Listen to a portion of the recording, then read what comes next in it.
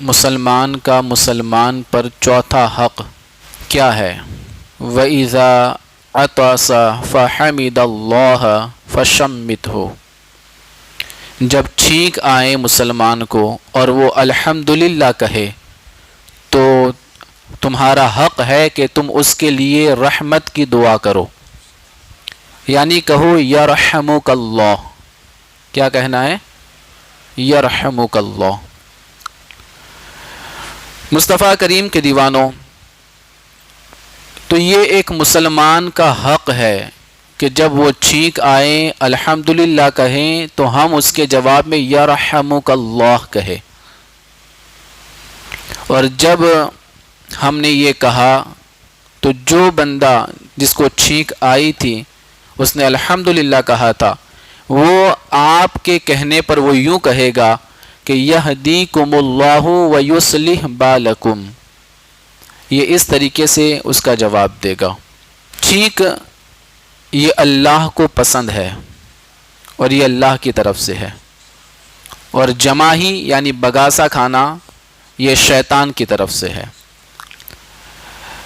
حدیث مبارکہ میں آپ کو سناؤں جس کے راوی حضرت ابو ہریرہ رضی اللہ تعالیٰ عنہ ہیں، وہ روایت کرتے ہیں کہ رسول اکرم صلی اللہ علیہ وسلم نے ارشاد فرمایا، بے شک اللہ تعالیٰ چھینک کو پسند فرماتا ہے اور جماہی کو ناپسند کرتا ہے۔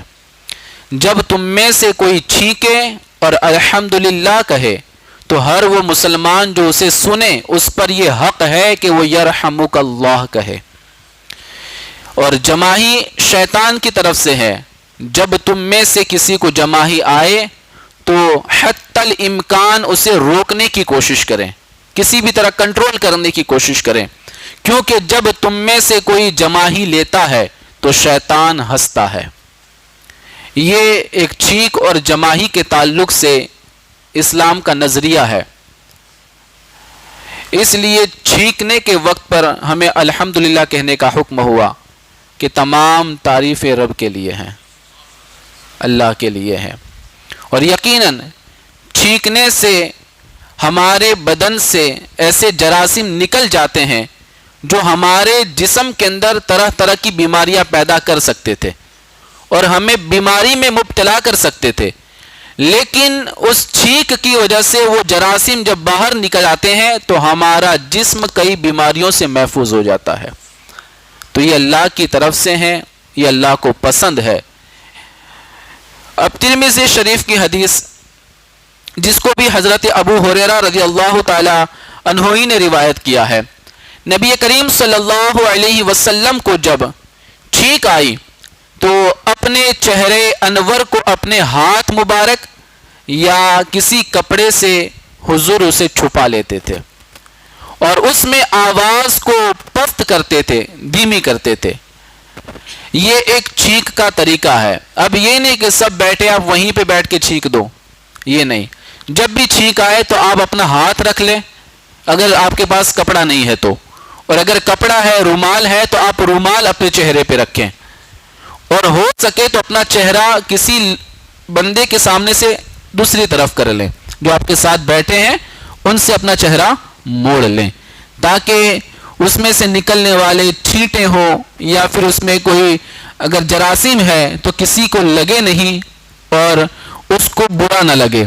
اس لیے فرمایا گیا کہ کپڑا یا ہاتھ کا استعمال کرے، یہ حضور کی سنت مبارکہ ہے، اور آواز کو جتنا ہو سکے دھیمی رکھنے کی کوشش کرے، چھینکنے میں کوشش کرے آواز دھیمی رہے۔ اب کئی لوگوں کو ایسا ہوتا ہے کہ انہیں چھینک جلدی آتی نہیں ہے، لیکن آتی ہے تو مسلسل 2 4 6 8 10 آتی ہے۔ اب سامنے اگر کوئی بیٹھا ہے تو کتنا جواب دے گا، کتنی بار جواب دے گا؟ تو اس کے تعلق سے بھی حدیث مبارکہ ہے۔